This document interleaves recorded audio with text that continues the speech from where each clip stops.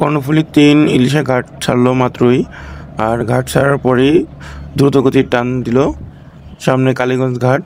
কালীগঞ্জ ঘাটের উদ্দেশ্যে দ্রুতগতিতেই ছুটছে কর্ণফুলী ৩। মোটামুটি বেশ ভালোই যাত্রী নিয়ে যাচ্ছে কর্ণফুলী ৩।